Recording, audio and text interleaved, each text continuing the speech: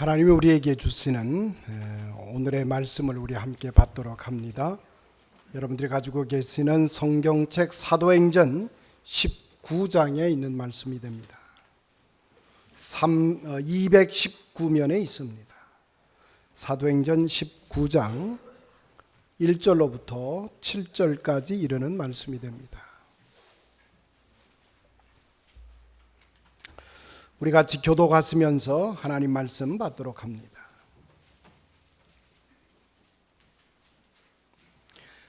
아볼로가 고린도에 있을 때에 바울이 윗지방으로 다녀 에베소에 와서 어떤 제자들을 만나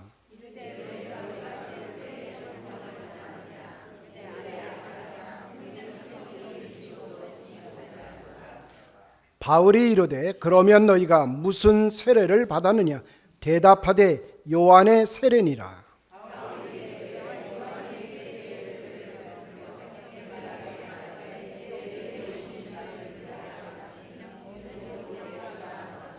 그들이 듣고 주 예수의 이름으로 세례를 받으니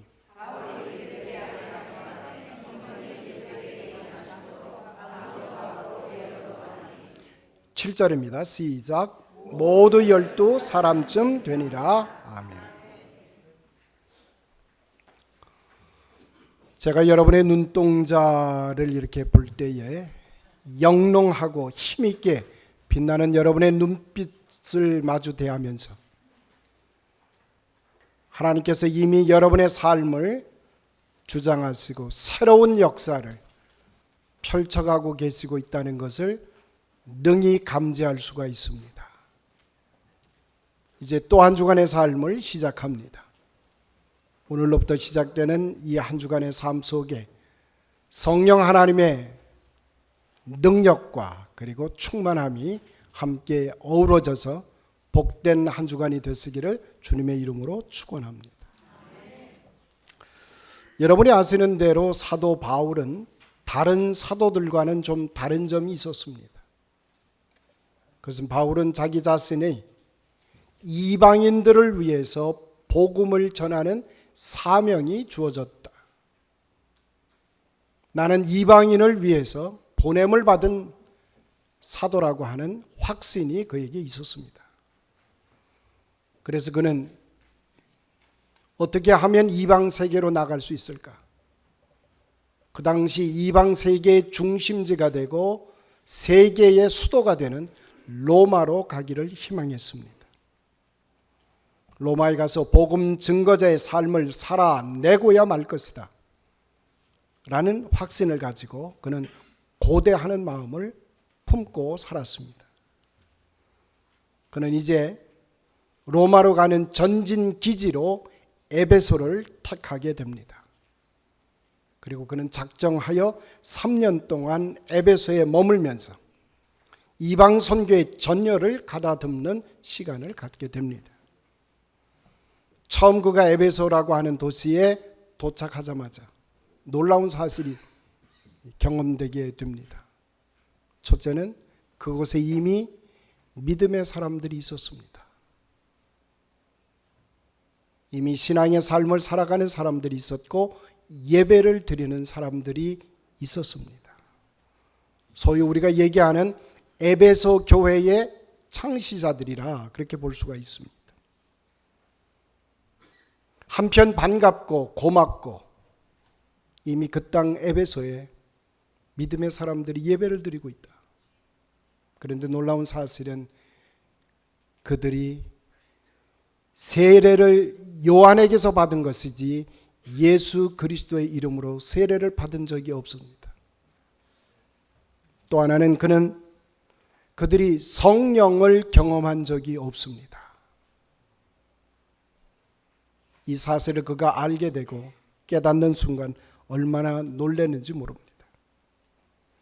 정확히 말하면 에베소 교회에 있는 신자들은 유대교로부터는 분리되었지만 정당히 그리스도의 사람들은 아니었습니다. 그래서 바울은 이렇게 말합니다. 그들에게 세례 요한이 말하기를 나는 바로 오실 그분이 아니라 단지 그분에 대하여 증거하는 사람에 불과하다. 나는 그분의 신들매도 풀 자격이 없다. 나는 물로써 세례를 주거니와 내 뒤에 오시는 그분은 불과 성령으로 너희들에게 세례를 주실 것이다. 라고 말씀하신 것을 당신들은 알지 못하시오. 바로 그분 그리스도가 이 땅에 오셨습니다. 이제 여러분들은 그리스도 예수의 이름으로 세례를 받으십시오.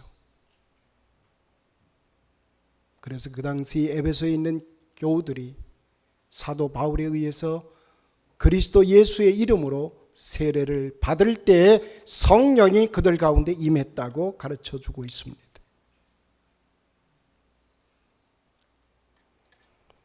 사도 바울이 에베소에 들려서 그들을 향해서 던진 첫 번째 질문은 다른 것이 아닙니다. 너희가 믿을 때 성령을 받았는가? 이것은 에베소 교인들에게 던진 질문이라고 보기에는 너무나 제한된 질문입니다. 오히려 오늘을 살고 있는 우리들에게, 오늘 그리스도의 사람들에게 함께 던지는 질문입니다. 너희가 믿을 때 성령을 받았는가라고 하는 이 질문이 오늘을 사는 우리 그리스도의 사람들에게 합당히 던져진 질문이라고 하는 것입니다. 그랬더니 그때 에베소 교인들이 하는 말이 있습니다. 그 신자들이 성령이요 우리는 들은 바가 없습니다. 성령이 계신 줄도 모릅니다. 그러니 성령 체험을 한 적이 없습니다.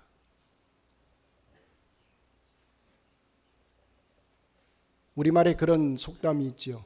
밤새도록 열심히 다리를 긁었는데 아침에 눈을 떠보니 남의 다리를 긁었다는 겁니다. 장에 간다고 해서 따라 나섰는데, 지게를 들고 나섰는데 어느 장으로 가는지 알지 못합니다. 마치 그것과 흡사합니다. 세례를 받긴 받았지만 요한의 회개의 세례는 받았지 그리스도 예수의 이름으로 성령을 허락하시는 하나님의 놀라운 은총 안에는 체험한 바가 없다는 말입니다. 성령 체험 없이는 우리는 예수를 믿을 수가 없습니다. 교회의 시작은 성령의 임재로부터 출발합니다. 근데 우리가 조심해야 됩니다. 우리가 성령을 오해하는 부분이 많이 있습니다. 흔히들 성령을 무엇이냐고 질문을 합니다. 아니요, 성령은 어떤 객체가 물건이 아니기 때문에 우리는 성령은 어떤 분이신가라고 질문을 던져야 됩니다. 불신자들이 하는 얘기가 있죠. 성령이 뭐냐고 물으니까 북한 땅에는 없는 것이라고 말합니다. 성령은 인격체에 있습니다. 성령은 그렇기 때문에 모셔드려야 될 분이십니다. 당신이라고 부를 수 있고 친구로 의지할 수 있고 스승으로 모셔드릴 수 있는 분. 그래서 우리는 성령을 환영해야 하고 성령을 모셔야 된다라고 하는 표현이 올바른 표현입니다. 사도행전 1장 8절은 우리들에게 이렇게 가르칩니다. 말씀하시기를 오직 성령이 너희에게 임하시면 너희가 권능을 받고 예루살렘과 유대와 사마리아 온 땅끝까지 이르러 내 증인이 되리라. 받는 것은 권능이지 성령이 아닙니다. 성령은 우리 가운데 우리의 심령 속에 우리의 삶 속에 임재하시는 것입니다. 성령이 임재하시면 우리는 탁월한 능력의 사람으로 변합니다. 이것이 사도 바울의 생애였습니다. 사도 바울은 그래서 우리에게 이렇게 말합니다. 우리의 몸이라고 하는 것, 우리의 바디라고 하는 것은 성령이 거하시는 전이다, 집이다, 그렇게 말합니다. 우리 기독교 신관을 얘기할 때 여태까지 어떠한 종교도 이런 혁명적인 선언을 한 종교가 없습니다. 기독교의 신관은 하나님은 힘이 아니다. 또는 어떤 파워나 어떤 프린시플, 원칙이 아니라, 절대 정신이 아니라 하나님은 사랑의 아버지이시다. 그래서 우리는 하나님을 성부라고 고백합니다. 예수 그리스도는 단지 사람이 아니라, 위대한 인물이 아니라, 선지자가 아니라, 그리스도는 그분만 믿으면 하나님을 알 수 있는 분입니다. 하나님과 일치될 수 있고 영생을 누릴 수 있는 분이 예수 그리스도이시며, 그분이 바로 성자 하나님이십니다. 성령은 하나님께로부터 온 어떤 힘이 아니라 감화력이 아닙니다. 성령은 곧 하나님이십니다. 성령은 곧 그리스도가 내주하시는 양식이요 형태입니다. 성령은 곧 인격이시고 하나님 자체이시며 그리스도 본체이십니다. 그러므로 성령은 개인 안에서, 그리고 그리스도를 고백하는 어떤 집단 안에 머무시는 하나님의 존재 양식이 성령이십니다. 성령은 2000년 전 말씀이 육신되어 육으로 예수 그리스도의 모습으로 이 땅에 오셨습니다. 영과 육의 차이만 바꿨을 뿐이지, 이제 우리들의 마음속에, 심령 속에, 우리들의 삶 속에 오셔서 우리가 하나님의 백성이 될 수 있도록 우리를 인도하시고 바꾸어 가시는 하나님이 성령이십니다. 2000년 전 그때도 임마누엘로 오셨고, 지금도 우리 가운데 거하시며 우리와 함께 역사하시고 활동하시는 하나님이 성령이십니다. 따라서 요한복음 16장 8절은 이렇게 말합니다. 성령님이 아니시고는 우리가 죄에 대하여, 의에 대하여, 심판에 대하여 깨닫지 못하느니라 말씀하고 있습니다. 말씀을 바꾸어 드리면, 우리가 나의 죄를 알고 나의 의가 무엇인지를 알고, 그리고 다가올 심판이 무엇인지를 아는 것은 성령이 우리 안에서 역사하실 때만 가능하다라고 하는 것입니다. 만약에 성령이 우리에게 개입하여 주지 아니하시면 우리는 죄도 모릅니다. 단지 우리가 성령 없이 말하는 죄는 자신의 죄책감만 드러내는 것입니다. 자신이 가지고 있는 가책이나 컴플렉스를 말하는 것뿐이지 진정한 죄가 아니라는 말입니다. 성령의 도움 없이 말하는 의라고 하는, 저스티스라고 하는 것은 단순히 우리의 철학을 말하는 것이고, 우리의 사상 관철을 위해서 자기의 아집을 드러내는 것에 불과합니다. 성령의 도우심이 없이 말하는 심판은, 그것은 우리의 미움을 드러내는 것이고 우리의 증오심을 상대방에게 투사시키는 것에 불과합니다. 이제 우리는 깨달았습니다. 그렇기 때문에 우리가 죄에 대하여 알고 의에 대하여 알고 심판을 말할 수 있는 것은 축복 중에 축복이라는 말입니다. 이미 우리는 하나님의 성령에 감동받은 사람들이 된 것입니다. 저와 여러분은 이미 하늘의 보배를 우리의 삶 속에, 우리의 심령 속에 가지고 있게 된 것이라고 하는 사실입니다. 그래서 요한복음은 성령은 진리의 영이라고 말씀하고 있습니다. 사랑하는 성도 여러분, 진리의 영 되시는 성령이, 파라클레토스가 여러분 안에서 중심적 역할을 하시고 여러분은 그 성령님을 사모하는 마음을 갖게 되시기를 주님의 이름으로 축원합니다. 둘째로, 성령을 실천적 부분에서 보게 되면 성령은 하나님의 뜻을 우리들의 삶에서 실행에 옮길 수 있도록 우리에게 능력을 허락해 주십니다. 성령의 강림을 기다리는 것은 하나님의 뜻을 행하기 위한 것입니다. 오늘도 우리가 성령님을 사모하십니까? 그것은 하나님의 뜻을 어떻게 하면 실천에 옮겨갈 수 있을까? 그렇지요. 우리가 하나님을 사랑합니다. 그리고 우리의 이웃들을 사랑합니다. 성령 하나님이 우리를 도와주지 아니하시면 우리는 사랑할 수 없는 존재입니다. 인간이 타락한 이후부터 인간은 철저하게 이기적인 존재입니다. 다른 사람을 사랑할 수가 없습니다. 더욱이 하나님을 사랑한다는 것은 어불성설입니다. 하나님의 영 성령인 내 안에 오셔서 나를 다듬어 주시고 나를 이끌어 갔을 때만 하나님을 사랑할 수 있습니다. 성령의 은사를 통해서 비로소 우리는 하나님의 뜻을 이 땅에서 실행에 옮겨갈 수 있다는 것입니다. 로마서 5장 5절은 이렇게 말합니다. 우리에게 주신 성령을 통해서 하나님의 사랑이 우리 마음에 부어졌기 때문입니다.